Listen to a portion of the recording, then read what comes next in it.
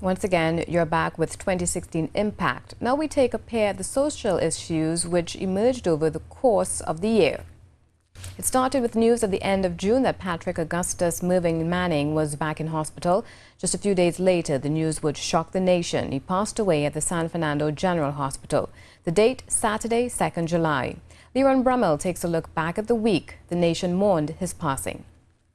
This nation's first Prime Minister Patrick Manning departed this life in early July. Chastised by many, a nation came together to celebrate the man they considered a visionary and perhaps one of this nation's best orators. Behind him is the Holy Trinity Cathedral, where he was given his funeral rites. Join me as we take a look back at his final week on earth.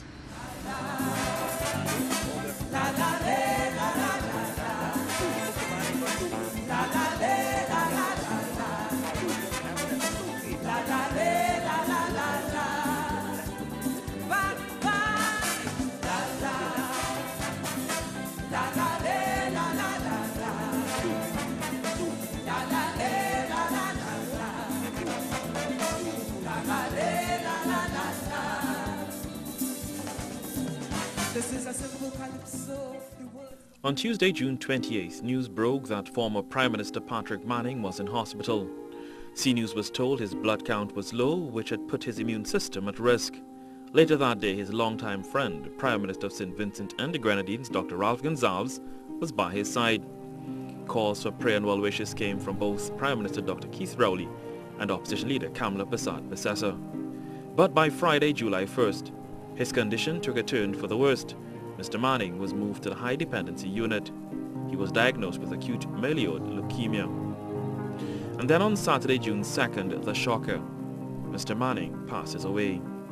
In an interview at the family's home, Mrs. Hazel Manning said no one knew the former San Fernando East MP was sick after he failed to recover from a tooth extraction.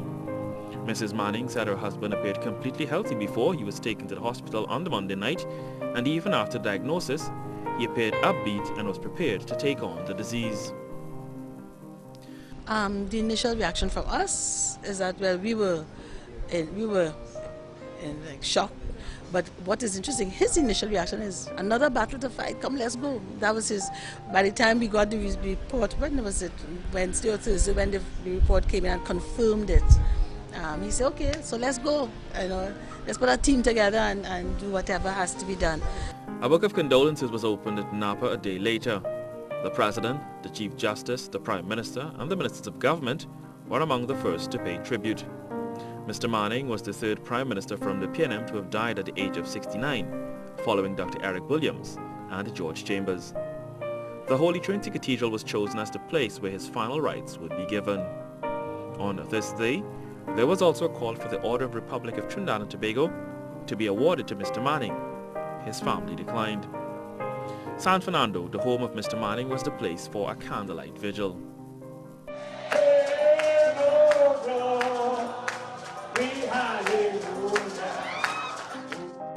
On Thursday, July 7th, the body lay in state for public viewing at the Napa South campus. A day later, it would be moved to Napa, Port of Spain, where scores turned out. On Saturday, July 9th, Patrick Mervyn Augustus Manning was given his funeral rites at Holy Trinity. Two tributes stood out. The younger of the Manning brothers, Brian, he called for the re-establishment of the Divine Echoes Orchestra, a musical group which Prime Minister Manning founded in 2007. My father understood that music had the power to not only change lives, but to uplift spirits, to transcend race, ethnicity, and class, and to give a sense of hope to those who may have lost all hope. His second wish was directed to government. He wanted them to implement a fund through the international financial sector to finance the construction of homes for lower-income earners in Trinidad and Tobago and the Caribbean. In recognition of my father's spirit of generosity and support for our Caribbean neighbors, this fund will appropriately be called the Patrick Manning Development Fund and will be made accessible to every member of CARICOM, and also include our brothers and sisters in the Dominican Republic, Haiti, and of course, Cuba. And his real brethren, Ralph Gonsalves. Patrick died with his honor intact. Outside the cathedral, scores sat on the tents on Knox Street and gathered in Woodford Square. Angela Davies said she always loved and respected Mr. Manning, so she could not miss the opportunity to say goodbye. He has done so much for our country. We must be proud of him because he has done so much. We remember him always. I love him. I was standing out there and I saw the coffin and the tears that came to my eyes to see him leave us.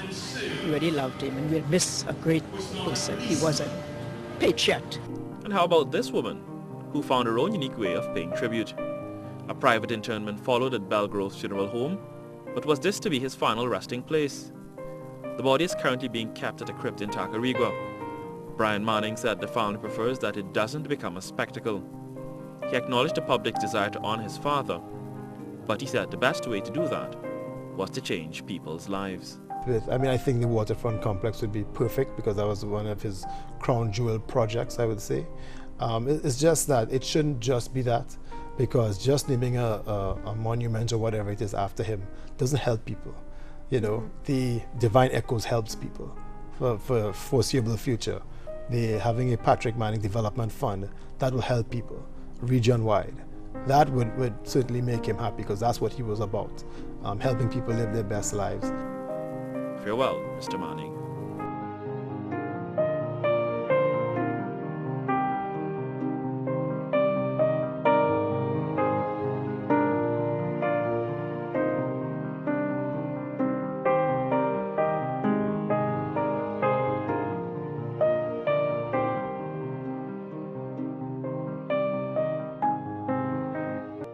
Prime Minister Patrick Manning wasn't the only person of national significance that passed in 2016.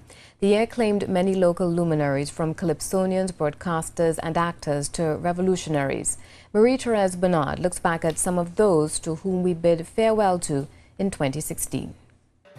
The death of many icons this year has left the country poorer for their absence. From pan to theatre, politics to calypso, innovator to mass creator, the men and women of great talent have left this life the richer for their having been here. Jit Samaru, steel pan arranger, died at his Darbody home in January. He was a versatile composer and musician whose affiliation with the Renegade Steel Orchestra had taken the band to 9 national panorama wins. The next to go on the long journey was Pal Jerry Lewis. The veteran musician extraordinaire got a send-off with big band music, dancing couples and mokajambis. He shaped the sound of calypso and the local dance music for some 60 years. In 2002, he was awarded the Hummingbird Medal Gold. Pal Jerry Lewis, a unique musical soul, is gone. He was 78. In June, Holly Batodier, a television pioneer who hosted one of the longest-running local talent shows in the country's history, passed away peacefully at his home in West Moorings. He was 91. The show of the beloved producer, Scouting for Talent, helped to launch the careers of many entertainers and became a platform for local culture. Among the numerous entertainers the show produced were calypsonians Chalk Dust, Singing Francine, Denise Plummer, Poser, Sugar Aloe's Protector, and Crusoe Kid. Earl Crosby, a St. James businessman and cultural activist, died in August after ailing with pancreatic cancer. Crosby was passionate about culture, and this helped to make the Crosby name a household one. He owned the popular Crosby's Music Centre in St. James, which in the 90s was the epicenter for new music around carnival time. Crosby's music store was one of the few that was dedicated to selling local music. A former music producer, Crosby was outspoken on issues such as music piracy and quotas for local content. Shirley King, popularly known as Beulah, died in November from cancer. King was born in 1942 at Point Fortin, but spent most of her childhood in Chaguanas. In 1974, she was discovered by Freddie Kissoon during a school event that was the beginning of her long and distinguished stage career. King, in 1998, received the Hummingbird Medal Silver, and she was also presented with the Cacique Lifetime Achievement Award. Two legendary wire benders died within 3 months of each other. Stephen Derrick and Nasenio Gomez. The former had his own band, The Midas Touch, but was also famed for designing bands outside of Trinidad and Tobago. And in 1999, he created costumes for the Miss Universe pageant, which was hosted by Trinidad and Tobago. And veteran marsman Nasenio Gomez was famous for playing fancy sailor and was a master wire bender. Now an icon with a different kind of power. Williams and Captain Brooke agreed to independence. They did not fight for it. And just as they did not fight for it, we cannot seem to appreciate it. That's the big problem. Cuba understands independence because they shed blood for it. Venezuela, Bolivia, even America,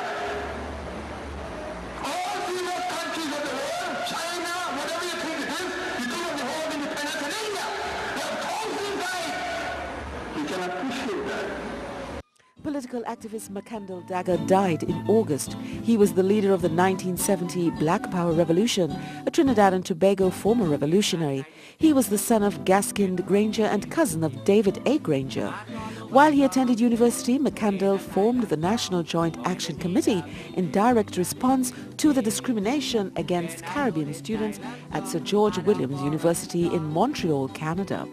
Dagger was imprisoned on 4 different occasions, but he died highly honored. Many tears have fallen with their passing, but these icons' legacy live on in the beat, the color, the drama, the rhythm, the innovation that continues to inspire and lead others to dedication in this land. Marie-Therese Bernard, C News.